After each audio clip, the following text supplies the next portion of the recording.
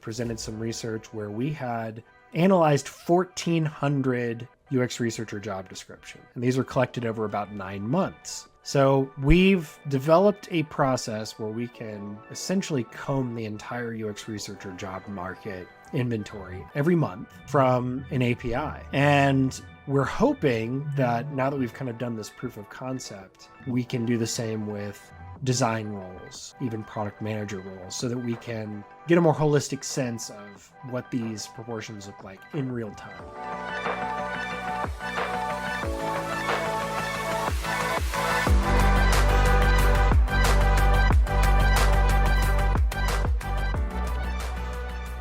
Hello and welcome to another episode of Brave UX. I'm Brendan Jarvis, Managing Founder of The Space in Between, the behaviour-based UX research partners for enterprise leaders who need an independent perspective to align hearts and minds, and also the home of New Zealand's first and only world-class human-centred research and innovation lab. You can find out more about me and what we do at thespaceinbetween.co.nz. Here on Brave UX, though, it's my job to help you to keep on top of the latest thinking and important issues affecting the field of design. I do that by unpacking the stories, learnings and expert advice of a diverse range of world-class leaders. My guest today is Lawton Pybus. Lawton is the co-founder and principal of Drillbit Labs, a consultancy dedicated to advancing the practice of user experience research and its impact on the organisations it serves. At Drillbit Labs, Lawton and his team believe in the power of data-driven design to unlock the true potential of products and services. Previously, Lawton was a UX research manager at User Testing, where he led a team delivering comprehensive research services for strategic customers. He has also worked as a senior UX researcher at Charles Schwab and as a lead UX researcher at Measuring You. With a PhD in human factors and applied cognition, his extensive background in psychology has been instrumental in helping organizations to make informed decisions and to enhance their users' experiences. Lawton is becoming increasingly well-known and well-regarded in the UX community, having written extensively about UX research as the author of the popular Substack, The Quarter-Inch Hole, which has recently evolved into Depth by Drillbit Labs. But it's not all work for Lawton. Word has it that when he's not doing or writing about UX research, he can be found dodging rattlesnakes in the Colorado hills. But now, he's here with me for this conversation on Brave UX. Lawton, a very warm welcome to the show. Thanks so much, Brendan. It's an honor to be here, truly. It is wonderful to have you here, Lawton. And I was being a little tongue-in-cheek in my introduction about the rattlesnakes, but seriously, you do have, from what I gather, quite an active outdoor lifestyle. How many, if any, have you actually run into when you were out there? I've seen a few while running, but I actually have, and maybe this is a story for another time, I have been bitten by a venomous snake. That was one of my few stays in the hospital. We definitely need to go into this right now. Tell me, what's the story? How did that go? How did that happen? You know, so about 10, 12 years ago, I was living with my parents, and I had a little garden in their backyard. And they had a little spigot in the ground where you could turn on a faucet and water the plants. So I always checked it every time I reached down in there because I thought there might be spiders, and I have a little bit of a fear of spiders. But unknown to me, there's kind of a feeder pipe leading into that spigot that had just enough room for like a snake to hide away in there.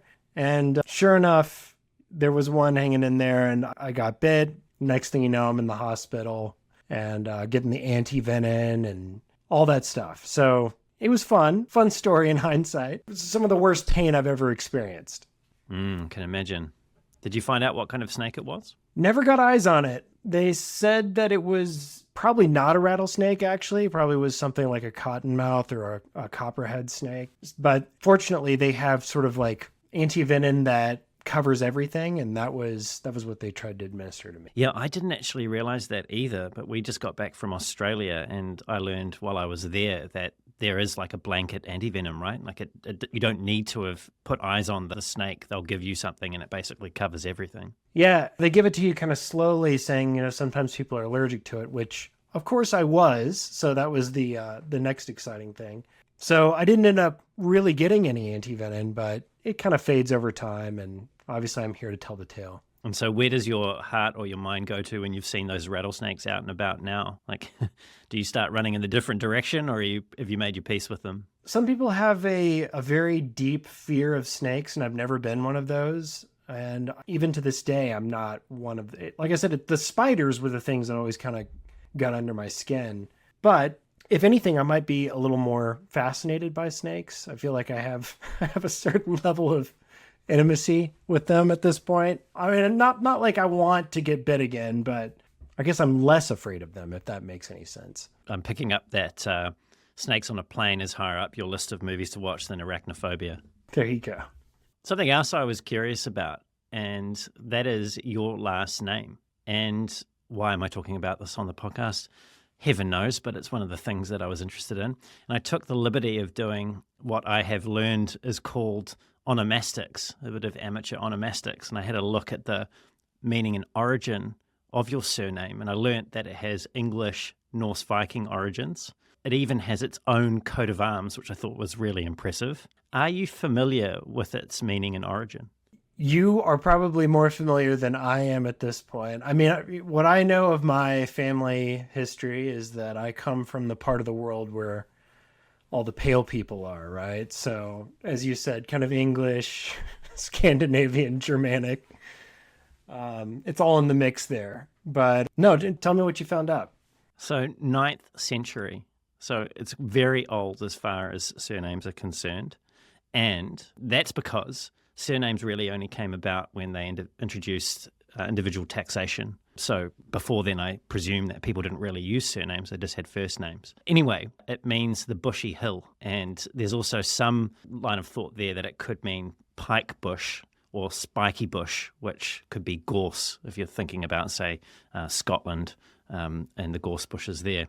So anyway, I thought that was an interesting segue when I was researching. I'd never come across a Pybus before. What was it that brought your family to the States? Has it been a long-standing United States family, or was it recently that they'd immigrated from Western Europe? That's a really great question. You know, we went down the ancestry.com kind of rabbit hole a few years ago. I gave my mom a license for Christmas, and she tried to track all this stuff down, but, you know, my father's lineage kind of stopped very dramatically at his grandfather, and there was no getting past that, right? We couldn't find his father or, anyone past that.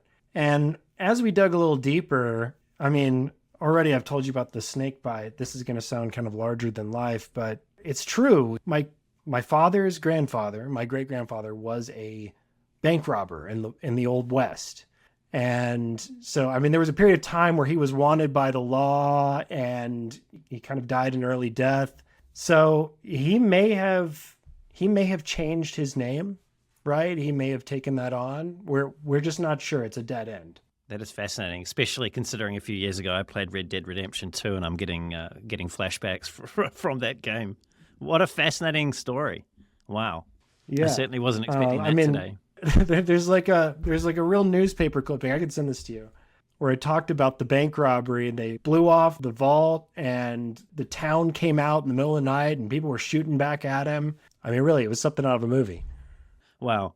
Now, I don't know how we're going to segue from bank robbers into human factors, but we'll make it happen. I think I mentioned in your introduction that you've got a PhD in human factors and what's called applied cognition, which I understand is sounds like a branch of psychology. What was it that got you into human factors? I mean, why pursue human factors and not bank robbing, Lawton? That's what I'm really asking here.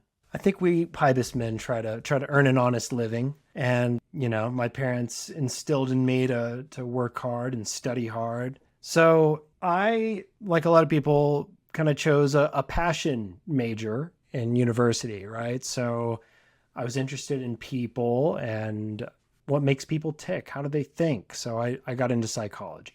Now, the unusual thing about that is that most folks who take on a psychology degree want to become a therapist of some kind. And that was never really interesting to me. I didn't see myself doing that. So I was just kind of planning to find my way as I studied. And the classes that resonated the most with me, that I found most interesting, were the required courses that most psych majors would kind of roll their eyes and take begrudgingly. So experimental design, research methods, cognitive psychology, so, kind of the neuroscience as well, and even statistics. When I took my first statistics course, it was a revelation to me that we could use numbers in a way to find meaning in the world. So those are the things that were most interesting to me. And, you can't do much with a bachelor's degree in psychology. I was looking for ways to apply those specific things and learned about human factors. One thing led to another, and that's how I ended up in a human factors program. And that experience that you had in human factors, you obviously took that to the PhD level.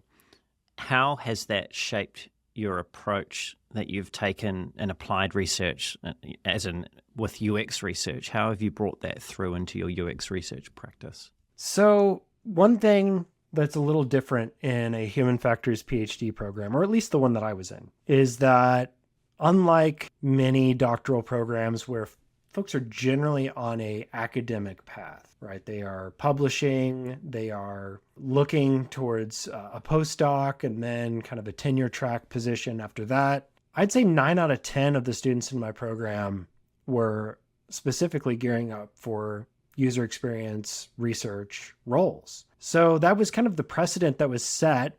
And, it may sound a little unusual, but when you actually look at the history of the field, right, user experience did not emerge out of a vacuum. It had these other kind of academic disciplines that were feeding into it. And, some of those like psychology and HCI, a lot of people are familiar with. Human factors was another one of those where, it had its origins in applying psychology to various systems, whether that was combat airplanes or the cockpit, the cabin of a vehicle. And so it kind of gradually evolved to apply even just to digital systems and interfaces like that. So I never saw it as really that I let off with human factors and took on a completely different thing. I just saw it as a natural continuation. Speaking of natural continuations, you recently launched Drillbit Labs with your colleague from user testing, former colleague, I should say, Dr. Thomas Stokes. And from what I can see, Drillbit Labs is a UXR consultancy. And you've launched it, I think it was around about 6 months ago or so. What was it that made you feel like it was a good time to do this as opposed to go and find another job in the field? Thomas and I we actually met in that grad program, the Human Factors program. And we've both worked a variety of research roles in our career. So whether that's in-house, like you mentioned, I worked at Charles Schwab, had an internship with Cabela's early on, or kind of on the consulting side. So Measuring You for me was one of those formative experiences. And people can be a bit opinionated about which type of role they prefer. I know I've spoken with people who would never want to do any kind of consulting. Like they really like being in-house and going deep with a product team and learning a space really, really well. I've always gravitated towards the consulting side. And as you kind of mentioned at the top of the hour, our mission, our guiding light, right, is to advance the practice of UX research.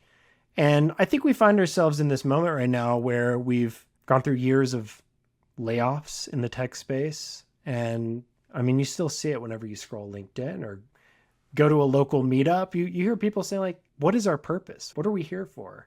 How are we supposed to interact in this new reality? Are we still valued? And I think when you zoom out and think about that kind of human factors background and where we've come from and where we're going to, there's been a need for this for a long, long time. And, I'm a believer in UX research. I think that companies need something like this. It may go by a different name. It may take on a slightly different form, but UX research in general as a concept is going to continue on. And I hope that part of what we're doing with Drillbit Labs is bringing the mojo back to the field. I spoke with Dr. Jacob Nielsen couple of months ago now, and he had just launched or recently launched UX Tigers, which is basically his platform for putting out his views on the field of UX more broadly. And we had an interesting conversation about how he had felt while he was heading the Nielsen Norman Group, he was unable to as freely express his thoughts on the field as he has been able to do since he's left through UX Tigers. How have you thought about, if at all, the line that you may need to walk between expressing your candid opinions about the field and what is required to further it and what is best for your business that you're running through the consulting side of Drillbit Labs? I would be curious if we took some time to go through Jacob Nielsen's work, if we could find a specific point in time where there was that shift in his kind of thought leadership. I mean, Jacob Nielsen, giant in the field, the heuristic evaluation is 30 years old this year. And I mean, I still to this day will Google a topic relevant to UX research. And often one of the first things will be something that he wrote on the Nielsen Norman website that's maybe 20 years old, but it's Jacob's words, So I wonder if there was a point in time where Nielsen Norman, the company, grew to a certain size and they had a certain mission. They were evolving, right? And he felt that his role as a thought leader needed to change in response to that. I don't know if that's something that you talked about, but to answer your question, I guess, I feel like Drillbit Labs it's early days, right? It's months old, not years old. The lab is me and my partner, Thomas. And we've been, as you said, building some momentum with our newsletter and putting our thought leadership out there. But I think that at this point in time, what attracts potential clients our way is that perspective and saying, okay, I know how Lawton feels about this, how he feels about UX research as a field, and how he feels about using these methodologies to enhance our relevance as strategic partners within an organization. That's attractive to me. I want to work with them. And that's kind of how we're thinking about it right now. But as I said, maybe as the organization evolves over time, that'll also change. I want to take you back now to something that you said in 2022, which was when you were interviewed on Design Leader Insights by Fuego UX. And it's something that you said, which was, I was surprised when I came into the field how much of the job is actually just giving research a voice in an organization. You're working with people who might have no concept of what UX is. They really just want some insights and to get on with their day. So thinking about what you were saying then and what I understand is the mission of Drillbit Labs now and what you've just talked about through putting your thought leadership out there, how closely do those early in the trenches experiences that you had, sort of the harsh realities of how research was being received in the organization, relate to what you're now trying to achieve through Drillbit Labs?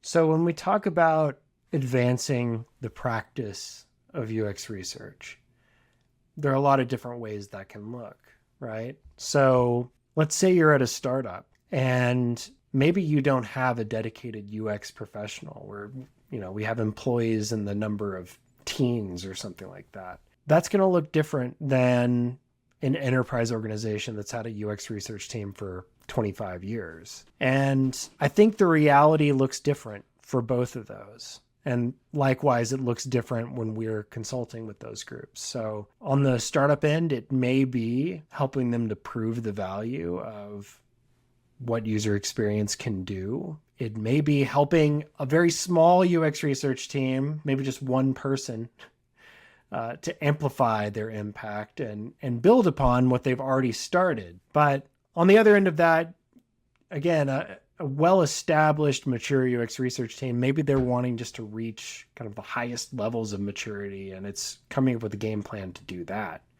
So I guess it really depends on the reality that we're entering into. Thinking about what you've just done, as in starting your own consultancy, you previously worked for Measuring You, a consultancy. You've seen the inside of larger organizations as well, being a research manager at user testing. Do you see the door that you've just walked through as being a one-way door?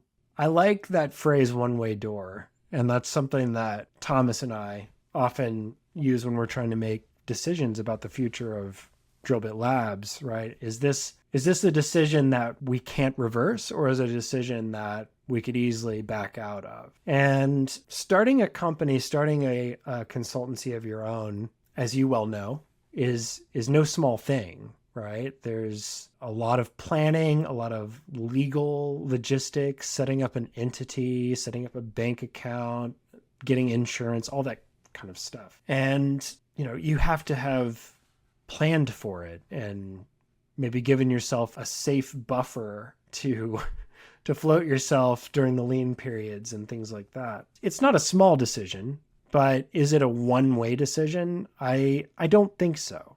I think, if anything, let's say worst case scenario, and I have no plans of this being the case, but God forbid, Drillbit Labs fails horrifically, right? I have experiences that I would have never gotten on the inside, right? I'm now familiar with sales and HR in a way that I never would have been before. I've also had to do things like sell the value of UX research to potentially hesitant stakeholders in a way that I never really had to do before. So I think it's really just amplified and extended my personal value so that if I needed to, I could fail upwards, so to speak, and end up in a better spot. I understand. Yeah, I was curious about your thoughts on that because I've always, like you, felt that if things didn't work out with the space in between, which is now, I think, 14 years old, that I wouldn't write off going to work for somebody else, and I'd certainly be able to bring a bunch of experiences forward into that role, whatever that would be. But my heart is really, by this stage, being so far into it, quite firmly rooted in being the independent. And so I was curious to hear how you were thinking about it with the decision you've made, especially because you said earlier that you'd always leaned more to the consulting side of the work rather than the in-house side. Thinking about the in-house side, though, one of the things that you spoke about, and it was at the end of an article you'd written called Building and Evaluating UX Research Portfolios, there's a section at the end of that article called Another Thought, which I quite like. It feels like you're getting a little bit of extra value there. And it was quite a valuable little piece of writing that you put in there, which it was titled, Should I Take That Management Role? And there were 3 questions in there that you posed to help researchers think more critically about the decision to leave the IC track and get into management. And one of them was, and I'll quote you now, are you motivated to learn a new skill set? And you said, because in your own words, research competencies have little overlap with people management. And I was like, there's never a truer word spoken here. How obvious was that to you going into your first management role? Not obvious at all. I mean, a bit like becoming a parent or even starting a business, right? There are a lot of things that you didn't know that you didn't know, and you kind of learn as you go. And part of the reason I wrote that was I wish someone had said that to me, that I think this is a common experience, right? For people promoted to management. You were probably a really good researcher, like, I was a pretty good researcher. And maybe you had some relevant skills to management, like maybe you mentored someone on your team, or maybe you just had really good people skills. And so you were kind of selected on the basis of, I'm good at research and I have these other qualities that might indicate I'm going to be a good manager. But for the most part, managers don't go to management school and get any kind of formal training on this. So yeah, it's not just that you're learning a new skill set, it's that you're not even really told that it's there. Right? That it's something that you're going to have to grow into. You also shared, which I thought was a really interesting, intimate insight to how you were potentially feeling back at the time that you first became a manager. You shared, be prepared to go from feeling like a rock star at your job to a total beginner. And that can be, I suppose for most people, right? That can be, for some it can be exciting, but it can also be a bit uncomfortable regardless of how you look at it, and a tricky feeling to navigate your way through, particularly if you don't have any experience in doing the thing that you've now been tasked to do. How did you go about building your skills as a manager, building that confidence that is required in order to lead other people? I guess if I could add a little bit of color to that maybe I didn't write, it's that you're not just starting as a total beginner in a new skill set. It's that the development path looks a lot different. So when you're learning your research skills, generally you have a mentor who's helping you along the way, giving you positive feedback. You're doing a great job. That doesn't happen nearly as much as a manager because most of your interactions will be with people who are reporting to you, and the feedback you get from them is not necessarily reliable, right? There's a power dynamic there, and so they may be wanting to please you, etc. So the kind of feedback that you're used to getting as an individual contributor, you're not going to get as a manager. I am a believer in coaching. So, you mentioned my outdoors life. I'm a big runner. I ran my first marathon a few years ago, and I hired a coach to help me do it.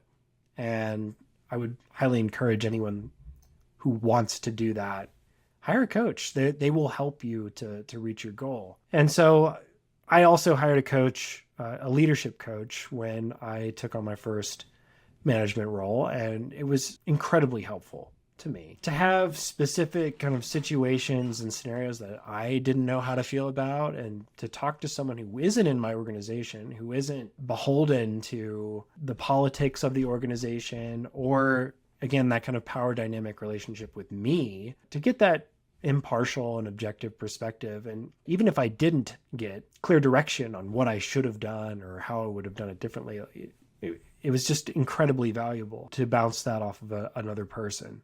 So that's one area where I would tell people. The other thing that I would say is that there are more resources out there than people are typically aware of. So for example, most organizations, HR teams will put together materials that are kind of like a quote unquote management school, but they generally don't require you to do it. So you may not know about it. So it's worth asking around. They also will provide professional development budgets. So if there's a course that you have your eye on, even if it's something through Coursera or something like that, those are good resources. And I definitely took advantage of some of those. And then the other thing that was super useful for me, and we may talk more about this later, is original research on managers, right? So I did a lot of research with Thomas on, the interview cycle and what that typically looks like, what pain points candidates and hiring managers have with UX researchers. And that taught me a lot personally. It was almost kind of a therapy for me to understand that some of these things that I was experiencing, I'm not alone. And this is how other managers have dealt with it. You mentioned pain points, and I suspect we might come back to more of the specifics around managing others later in the conversation. But if I could just pick up on pain points, it's no surprise that there's been a bit of pain in our field lately, and you've certainly picked up on this in some of the research that you've conducted and the findings that you've shared with the community, in particular regarding layoffs. In November 2022, you said, and I'll quote you again now, "I found some evidence that suggested UX and UX research in particular may have been disproportionately affected by layoffs." And then a year later, so talking about November of last year, 2023 now, you updated that analysis that you'd done the year prior with a different and more up-to-date set of data. What was the TLDR, if you like, of what you learned? Yeah, so maybe to back up a little bit, after a layoff, you've probably seen these where someone will develop a spreadsheet where people put in kind of their contact information, and this is the kind of role that I had in the past and what I'm looking for. So they were kind of mutual support directories that laid off employees would put together to help each other get a new job after a layoff. And these have become less and less popular over time. I think as the layoffs became more consistent and more widespread, it probably seemed a little less useful to even try. But early on, there were a lot of these. And so the first part of that analysis in 2022 was really looking at those titles that were in these, again, voluntary spreadsheets that people put their names in, and just to see if there were any patterns. And as you said, the pattern that we observed was, there are these benchmark ratios of how many engineers to product managers to designers to researchers are in a typical organization. And these have been vetted out over time by Measuring You, by Nielsen Norman. So they're fairly reliable statistics. And so the question was, based on what we're seeing here in these spreadsheets, is that ratio more or less than expected? And I don't remember the numbers offhand. I think it was maybe like we typically would expect one researcher for every 5 designers, but instead we saw something like 2 researchers for every 5. So I mean that's twice as many as we would have expected, right? And again, those numbers might be off, but it was something like that. We validated that again in 2023, looking at WARN data, which is actually legally mandated. So in the US, companies have to kind of give notice to the government that they're planning to lay off X number of employees in such and such a location. And in California specifically, it gets even more granular where it's by department and organization. So you can do a much better analysis rather than using self-report data of how many specific UX researchers to designers were laid. So we validated that again and saw that that pattern held up. And that's the finding. I was asked again and again, like, what do you make of this? Like, what's the explanation for this? Why would this be the case? And the truth at that point is that we're just conjecturing, right? Companies don't release detailed explanations of why they decided to lay off such and such a proportion of people from this department versus this department. And I laid out some possible explanations. I think that the discourse online has gravitated towards kind of, we did this to ourselves. We didn't provide enough value. We should have been doing more strategic research. And you hear different variations on this argument. I don't have evidence to support that. Again, because they don't release that information. But that is an explanation that people have thrown out there. I'm going to warn people now that the following hypothesis may be disturbing. You've previously said, unfortunately, UX may simply be a luxury in leaner times. In the absence of data, the simplest answer is usually the best. Now, most UXers, and of course I'm being a little tongue-in-cheek here, it's a very serious topic, but I mean a bit tongue-in-cheek in terms of it may disturb people. Most of us would consider what we do to be essential, and it probably doesn't take a rocket scientist to figure out why we would consider our own livelihood to be essential. But what do you think the source of the disconnect, if you could, deal and conjecture a little bit more here, what do you think the source of the disconnect may be between how businesses have been looking at their UX teams or their UX function and how we as UXers look at our own value? Well, I think the way I put it was, you got to keep the lights on first, right? And that's more or less the job of the engineering team, the development team, is to make sure that it's functional. As far as usability and delight and the kind of things that a UX team can add, those are great. Those are extremely valuable, but are they table stakes necessities? I don't know. I agree with you. I would like to say, of course, you should hire us. The ROI speaks for itself, but we're in a larger economic environment and, people have dissected this to death, but for a long time, interest rates were low. Companies could make longer term investments and, kind of wait until later to see the return on those. And as inflation has gone up, as interest rates have gone up, it's been harder to justify some of those things. We also are in a world where investors are calling a lot of shots and they like to see a return on their money pretty much immediately. So is it the wisest decision? Is it rational? I'm not sure that I would say that, but I can see the chain of reasoning and kind of why it might have turned out this way. Thinking about the chain of reasoning, and I know you don't necessarily have any inside information here, but one of the graphs that you'd included in your post was to do, and the post, in case people are interested in finding it, is called UX in Flux, what led to the layoffs and what lies ahead, was a graph that showed the headcount growth between 2010, 2020, and then 2022 across Microsoft, Alphabet, Apple, and Meta, as well as their respective layoffs those companies had conducted between 2022 and 2023. And one of the things that was really interesting to me looking at that graph was that it didn't look like Apple had conducted any large-scale layoffs. It also, I should add, that it looked like they grew their headcount at a slower rate proportionately to the other companies mentioned. But what do you suspect makes Apple an outlier aside from being a phenomenally successful company, what makes them an outlier in this layoff scenario that we've seen play out over the last couple of years? Yeah, I think you hit on two. I mean, they are phenomenally successful, so they're worth trillions of dollars. And I think that when you're that big, when you're that valuable, some of the rules maybe don't apply to you. But as you mentioned, their headcount grew a little bit more slowly. So that indicates that they were probably more conservative in growth. And being a little more conservative can be annoying when, let's say, you're working at Apple and you're seeing your colleagues at other teams like, oh, yeah, we just added 10 researchers to our team.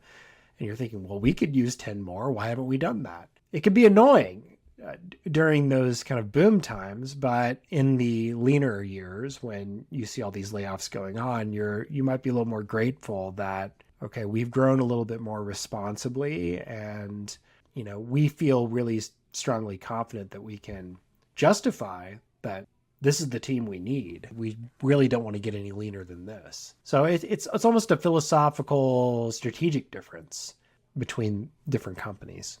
I just want to give people some insight into the proportionality, hopefully that's the correct way of framing this, that you discovered in your last round of research between the open roles that were available across the various disciplines. You found that there are only about 70% as many open research roles as might be expected for the equivalent open design roles.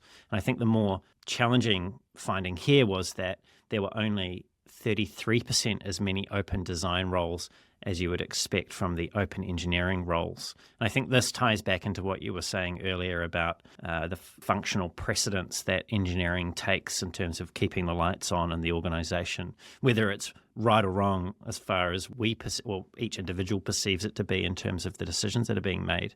It certainly seems to be reflected in the way in which roles are being advertised. Now, I know that this data, if I'm remembering correctly, was current as of April 2023, so that's a little over a year ago now. Have you been conducting, or do you intend to conduct, any more recent research into the current state of the market? So I want to respond to the first thing you said about the proportionality first. And that's, I like that theory the best because it tells a nice story to me. And basically the theory is that there's an order of operations. Now, if you think about it this way, let's say you've got a 100-person startup, you've got an engineering team because you're building whatever the thing is. You start to invest in user experience. Who's your first hire going to be? Probably a designer. That tends to be where most organizations make their first investment. It's not unheard of for them to go with research first, but designers have some basis in research generally. They may not be able to do all the complex, Kano and max diff and really beefy mixed methods type studies, but they can do a usability test or a user interview, and you can get a lot just out of those two methods. So it makes sense to start with a designer and to grow from there. And maybe you have a researcher after you've gotten 5 to 10 designers. And that's where these kind of ratios start to come into play. And then as research teams mature, we start to see even more specialization, right? Where you might have mixed methods specialists. You might even have a quant UX researcher. You may start to develop dedicated research operations roles. So as the research function develops, even it starts to specialize. So it tells a nice story, at least to me, that if we were going to have layoffs and start rebuilding, it would kind of go in reverse order and then come back sort of in the way that it originally grew, right? Maybe that's just the natural path of growth. And again, I don't have like data to back up that story, but it makes sense to me. Well, speaking of data, are you going to be conducting any more research into the state of the job market? We are going to continue that line of research. It will look a little different. So you might have noticed there's a historical graph showing UX researcher headcount specifically. Well, my data source on that basically got compromised. So I can't continue in that exact vein. But what we did do was find a better data source. So Thomas and I just went to UXVA in Fort Lauderdale. We presented some research where we had analyzed 1,400 UX researcher job descriptions. And these are collected over about 9 months. So we've developed a process where we can essentially comb the entire UX researcher job market inventory every month from an API. And we're hoping that now that we've kind of done this proof of concept, we can do the same with design roles, even product manager roles, so that we can get a more holistic sense of what these proportions look like in real time.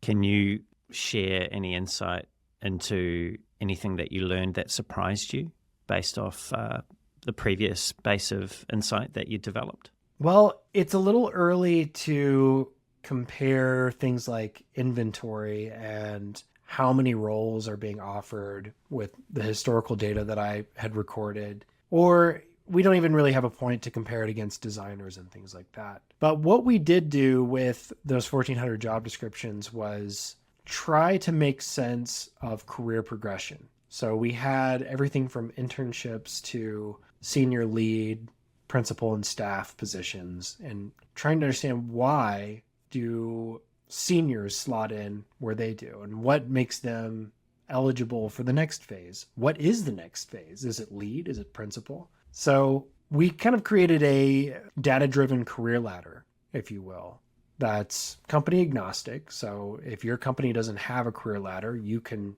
dive into this and kind of assess yourself where you should be and how you could maybe prepare for the next role that you want to take on. And there were some, as you said, some things that surprised us out of this level of analysis that we maybe wouldn't have picked up if we were doing a more qualitative analysis of job descriptions. So one example I'll give you is years of experience. So we charted out the years of experience required for each of these different levels of seniority. And it follows a really nice linear pattern on one level of analysis. Well, if you actually look at most job descriptions, they will give you a low end and a high end. So we want 3 to 5 years of experience as a UX researcher for this senior level role or mid-level role. So we broke it out. What was the low end and what was the high end? Well, again, we saw kind of a nice linear growth on the high end, but on the low end, we saw almost like a U-shaped function where, it would go from like 1 year, 3 year, 5 year, 7 year, and then down to 5 or 3 for the most senior levels. And so we asked ourselves, what could be explaining this? That doesn't make any sense. Well, as you progress in your career, you're not just doing research. In fact, you're often spending a lot more time evangelizing research and setting up operations, giving research more impact throughout the organization. So it's maybe a little less emphasis on the tactical doing of research and more on kind of these facilitative aspects. And especially in the highest tiers, where a lot of jobs were looking for a second skill set, right? So we want 8 to 10 years of experience as a researcher and maybe 2 to 4 years leading a team or 2 to 4 years mentoring junior researchers. So it's that second level that is actually dropping that years of experience finding down. So there were a lot of things like that again, you would not have found just from combing through a few job descriptions. It was from extracting a bunch of data and calculating means and looking at graphs and being like, wait a minute, where did this come from?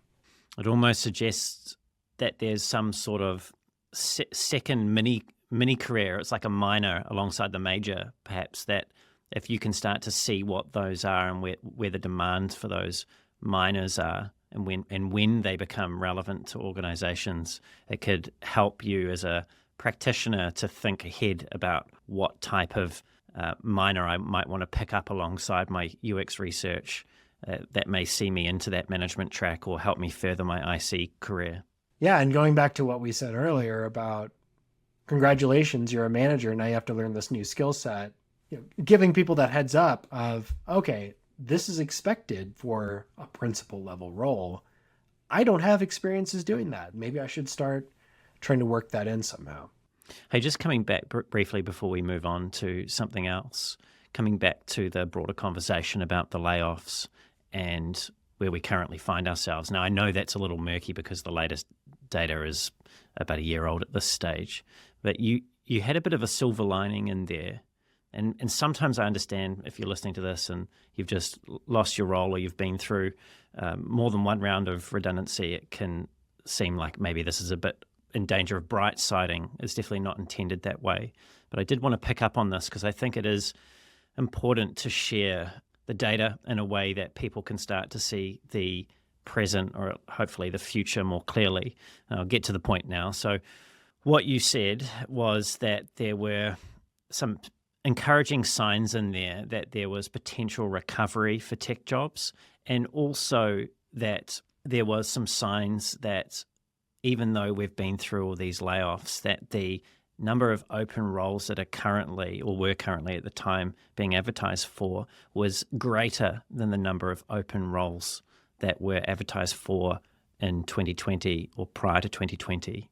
So picking up on that, and please go with us wherever you'd like, just how encouraged or otherwise are you about the prospects over the next 12 months for people in the field? I'd say the trajectory right now is a positive one. I think that human psychology is a little finicky and strange, as we all know as researchers. And we don't necessarily adjust to new realities as quickly as they happen. So, for example, if you zoom back on the graph to that kind of high point where you saw like maybe 1,000 new UX researcher roles per month, people were riding high and saying that, this is a cushy job. It's always going to be this good. If you're not liking where you're working, just quit and find a new job. There's going to be one there for you. So people's attitudes were super different. And even as the layoffs started, I distinctly remember there being a lot of kind of denial that this was going to last very long. Like, this is temporary, that there's not going to be any long-term consequences or recession here. And now as it's set in, we're having another reaction to that, which may not be rational, right? And as you said, I do want to be sensitive. There are a lot of people out there who have been searching for a long time, and people who are despairing, honestly, who need to pay their bills. And believe me, I have a ton of sympathy for that. But at the same time, I think that the general tenor is that, okay, things are bad and they're always going to be bad and it's never going to get good again. And I just don't think that's true. At least the data is not showing that. It's showing that we're starting to bounce back. And as I said, long term, zoom out, UX has grown leaps and bounds over the past 20 years. And I think that one stat that you called out, that we're really at a higher floor now than we were pre-COVID, should stand out to people. Now, that doesn't mean that there isn't still a lot of competition. There's probably more competition for those roles than there was pre-COVID. But it does mean that the longer term trajectory, not just the short term one, but the longer term trajectory is going to be a more positive one for the field. I get the sense from what you've written previously and hearing you talk about this today that there's this underlying, or maybe not even underlying, there's this evident empathetic frustration that you seem to feel for the discourse that's going on there at the moment about the field. And you've talked about layoffs, like how we feel about those as one example. There's others that you've shared in your writings, and I'm thinking about the conversations that keep going on about methods or the tension that appears to be there between experienced seasoned practitioners and the influx of juniors that have come into the field. There's all these kind of pockets of disgruntledness that seem to be out there in the community. And of course, algorithms love this kind of stuff, right? It's kind of interesting for people to get involved in. Whether it's productive is another matter. But I get the sense that you are somewhat frustrated with where we're currently expending our energy and our time. Where do you feel, for a start actually, is that accurate? And if it is, where do you feel we would be better served as a wider UX community to invest our time and energy? I'd say you said my position really, really well, actually. And I don't blame the community for this. I think what you said is spot on. It's the algorithms that kind of zoom in on, this is controversial. This makes people stop dead in their tracks on their feed, and they engage with it. So yeah, a lot of what I write, what I try to put out there is to try to counterbalance that. Like, just give people something in their feed that's a refreshing breath of fresh air. That's what I try to do. And the second part of your question is a good searching one. Like, what should we be focusing on? There are a lot of big problems in our space that are real problems, right? Artificial intelligence is a big one right now, and large language models, Chat GPT. How do we integrate these tools into our work in a responsible way that makes things more efficient, that maybe adds value and finds things that maybe we wouldn't have found otherwise, but reduces false positives, doesn't displace human jobs, doesn't lead us into mistaken conclusions, getting us to the wrong answer faster, if you will. That's a big problem. And it's one that people need to be nuanced about and really kind of get into the weeds of that discussion. And I mean, it wouldn't be accurate to say that we're not talking about it as a field. We are, but are we getting into the weeds? I don't think so. We tend to take very simplistic 100% pro or 100% against kind of positions that they're just not going to hold up in the long run. This is a powerful tool. We haven't learned the boundaries of where it's most useful. And there are people doing some really thoughtful work here, but by and large, it is not what you read about on social media. So like that's a great example of a huge unsolved problem that I think that all of us could be doing our part to solve right now. Well, what does paired stand for? And you may have touched on this earlier, but what was it at that point in time that you felt the community needed a framework like this to start having a conversation about AI tools in research? Yeah, so the paired framework really talks about a set of questions to ask yourself for any given use case of an artificial intelligence tool in your process. And you want to make sure that it's principled, right? That your team has established principles for this is when we will and when we won't use it, what we'll use it for, etc. Accountability is the A. So that's you as the researcher are ultimately accountable for the outcome of this usage, right? If you put an AI generated finding in your report, that's on you if it's inaccurate, right? That it's initiated by you, the researcher. So that's the I, initiated. And that just means that we're not having AI go off and do studies on its own, which wasn't really plausible or even possible when we wrote that in February of 2023. But now we're starting to get into a world of autonomous agents. And there are even demonstrations where, someone gives a prompt like on ChatGPT, like build me a website that takes payments for this, and it'll go off and do it. We don't necessarily support that type of research being done for anything serious, maybe for an exploratory use.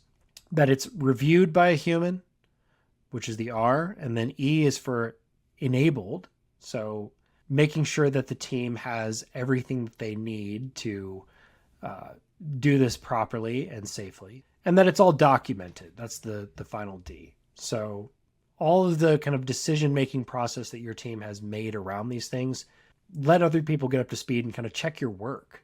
And I don't think that anything there is controversial. I'm glad you brought it up because I feel like it's aged fairly well, even though AI as a field has developed a lot pretty rapidly. And none of those were original ideas. We just kind of packaged them into a framework that people could use. I think the timing aspect was really the interesting part there, right? February 2023, so ChatGPT had kind of been announced to the world. I think it was late November, early December of 2022. And, still, I think to that point, it was mostly kind of nerds checking it out and getting into it. So there were a lot of people who still hadn't even tried it. And we were just trying to get ahead of, what ended up happening indeed, which was all these sort of viral posts on social media saying like, here's 10 prompts for you to have a UX researcher in ChatGPT. I think that all of those were generally violations of the paired framework. And we just really wanted to give people, again, a principled way of thinking about these things. And it's the principles that are, from my way of looking at the framework, the most important part of it. It's almost as if you don't have those defined and thought out in a really meaningful way, you don't have really anything else for the rest of it to stand on. And this is no criticism, it's more a curiosity, but I noticed that you have highlighted the importance of principles and the application of AI to research, but you stopped short of actually defining any specific principles yourselves. And I was curious about that. Was that an intentional decision? Was it that things was, so murky at the time you couldn't quite see what they were? Like, what was behind not actually putting out the provocation more specifically?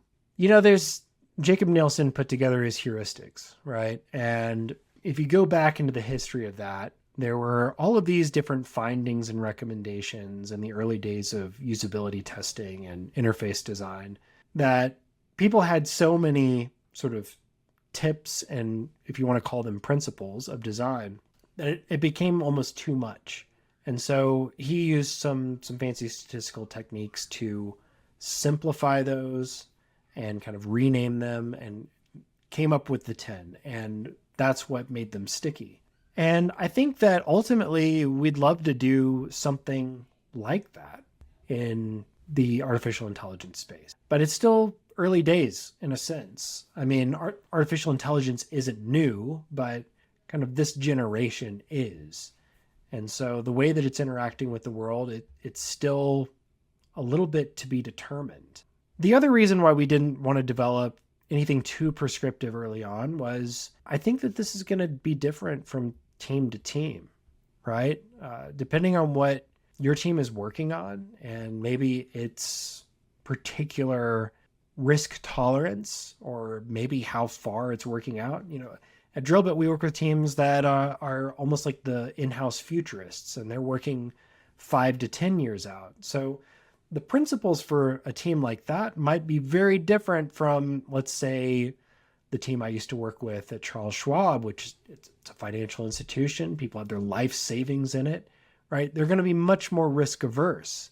So I don't know that there is necessarily a one size fits all approach just yet. And partially that's, again, it'll be different from team to team and because we're still figuring it out. I'm thinking about a conversation I had with Peter Morville a few years back around how we classify people in census data and how at the moment we don't have a very good way of capturing the broad spectrum of how people see themselves, for example.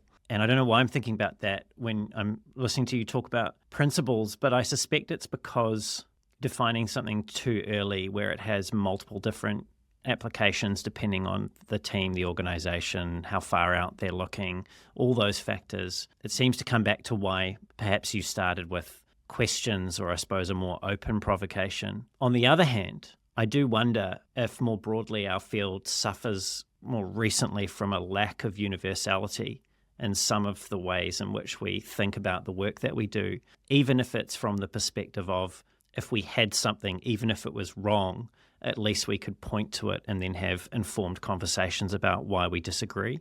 And so this is more of a thought than a question, but I do wonder if there is room in the near future to do what, say, people like Jacob Nielsen did do, which is define things that then people could argue about as a way of actually furthering a meaningful conversation about what ethical usage of AI looks like in the field. I would say 100% yes. I agree. I think we as a field have become a little bit too comfortable with being the in-house research department. And what I mean by that is I come from an academic background, right? Traditionally, academic research is all publicly published out there so that people can go out and replicate and build upon previous research.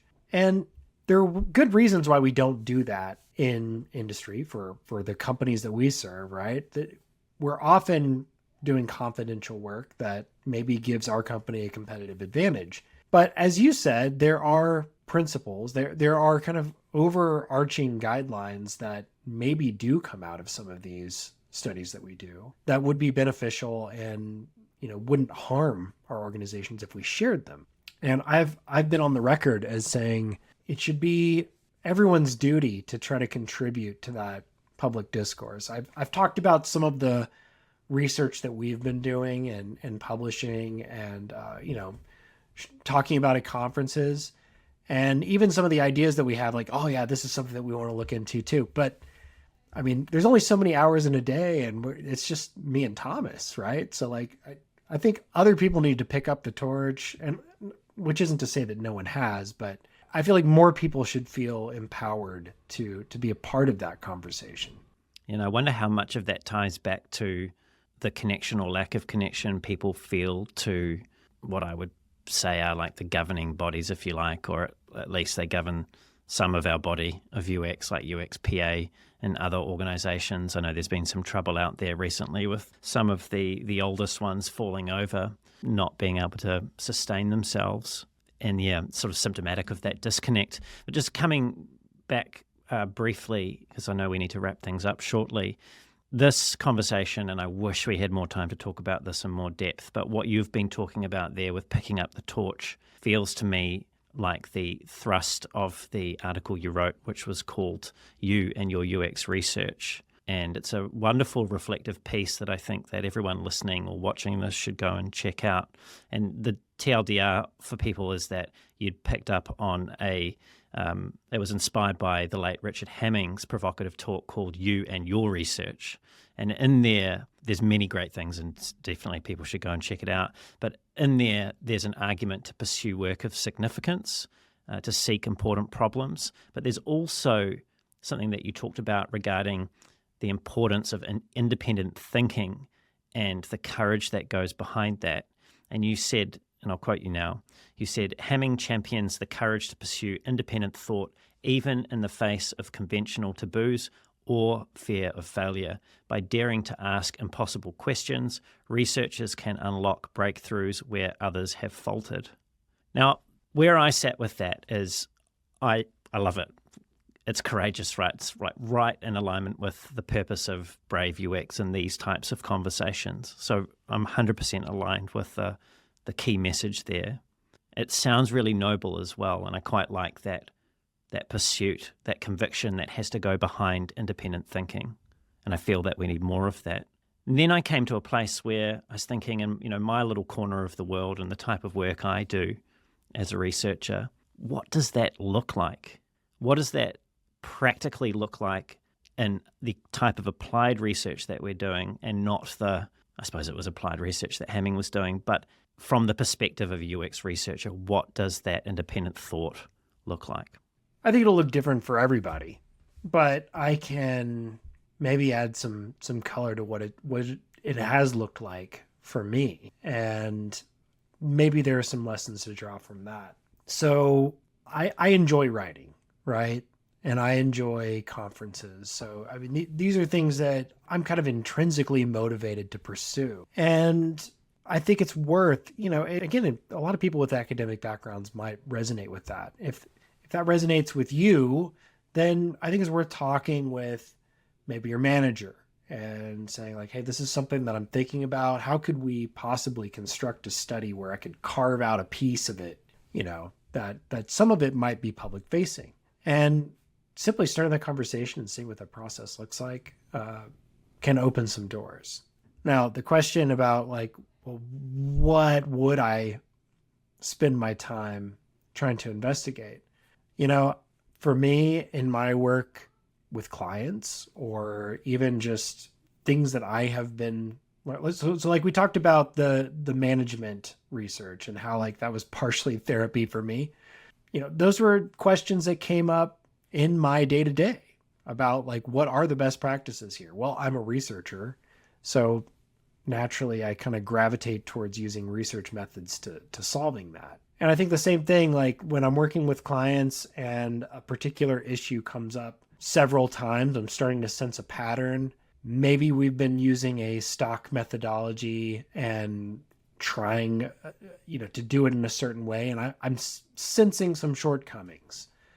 Well, maybe you can construct a study where you compare it against something else that you've been developing or something that you've been trying. And if you can put that out there, if you can anonymize, your client data or whatever, that could be valuable to the field at large. So it's partially just solving problems that are interesting to you, that you think might be interesting to others, but part of it's just starting to explore, like, what would it look like? And for a lot of people, it may not be writing, it may not be going to conferences, but there are other ways of doing it. It may be a podcast. So what does that look like for me, and what might I look into? And most importantly, do something about it, right? Start to come up with a plan, right? Yeah, don't just daydream about it, but look for opportunities. And I think this was throughout that piece, you and your UX research. Look for the opportunity. If you start to think about these things and articulate them, often those opportunities will emerge naturally as you start to go about your work. But if you don't think about it, then it's not going to show up. It doesn't just magically appear on your doorstep. I 100% agree. Lawton, for my final question, I'd like to ask you about something that you've previously said, funny that, and depending on who you're listening to and how often, this might sound to the people listening like a bit of a fringe viewpoint, particularly in the current moment. And what you said was, far from being a fragile discipline, UX practitioners should take pride in the robustness of their profession and look forward to even better years ahead. Do you stand by that statement? And if you do, what gives you the confidence to do so? So the layoffs had been starting, but it wasn't the felt reality that we're experiencing right now, where it's kind of been dragging on for a long time, and all of us know someone if we haven't been personally affected. The trouble is zooming out from current situation to big picture is challenging for personal reasons, right? It's like we talked about earlier. You've got bills to pay. You need to have a job. And if UX research isn't working out right now, it might make sense to pursue other opportunities. Maybe you look for a market research role. Maybe you just do something else to bide your time. But again, thinking bigger than that, thinking bigger than maybe the next year or even 5 years. What will UX look like in 10 years? Will it be as important as it is now? Will it be less important? Will it be more important? And I'm of the opinion that it will be more important, perhaps a lot more important. I think that we have had a really beautiful organic growth trajectory over the last 30 years of the field. We've really dug our way into different product teams. And again, it may look different in the years to come, the responsibilities we take on, the exact methodologies, but I think that the need is going to remain. You can develop the most flawless system in the world. If people don't know how to use it, then it's for nothing. I mean, you even kind of see that with some of these AI tools, right? Like Midjourney and ChatGPT. The interface is very rudimentary. And if you don't know kind of prompt engineering techniques and maybe some of the special parameters that people put into like a Midjourney prompt to get a really good image, you're not going to get really good results from that. So even with these cutting edge technologies, you're seeing the need for an emphasis on the user experience. And that's where our job security long-term comes from. Short-term economic trends be damned, so to speak. That's an important place to end our conversation today, Lawton. This has been a really insightful and well-measured conversation. Thank you for sharing your insights and stories with me today. Thank you, Brandon. It's been a lot of fun, and I really appreciate the time and care that you've put into this podcast. You're a really good interviewer and very well prepared, and I know that your listeners really appreciate that. Oh, Lawton, you're most welcome. Lawton, if people want to connect with you, they want to find out more about all the wonderful contributions you've been making to the field, what's the best way for them to do that? I would say go now to drillbitlabs.com, click on depth, and that's our newsletter. We put out content every couple of weeks, so you can follow that and get updates right to your inbox. I like to push people there. I know we all have a lot of newsletters that we subscribe to, but those algorithms can be very fickle. If you want to make sure you get it, that's the best way. And other than that, follow me on LinkedIn. I publish new stuff pretty regularly. If you look up Lawton Pybus on LinkedIn, I'm probably the only one you'll find. If not, there might be some impersonators. But those would be the two main channels. And you can verify if they're an impersonator or not if you ask them about some snakes and spiders questions. See if they're the real deal. Snakes and bank Lawton. robbers, that's right. Yeah, snakes and bank robbers. I love it. I've not had that before, and I probably will never have that again. So anyway, thank you, Lawton, and to everyone who's tuned in. It's been great having you here with us as well. Everything that we have covered will be in the show notes, so don't forget to check those out. If you've enjoyed the show and you want to hear more conversations like this with world-class leaders in UX research, product management, and design, don't forget to leave a review, subscribe so it turns up every 2 weeks in your feed, and tell someone else about the show. Maybe there was something in here that you heard today that you thought that one other person would get some value from. Please share it with them. If you want to reach out to me, you can find me on LinkedIn. I'm Brendan Jarvis, funnily enough. Search for me there. Or you can head on over to my website, which is thespaceinbetween.co.nz. That's thespaceinbetween.co.nz. And until next time, keep being brave.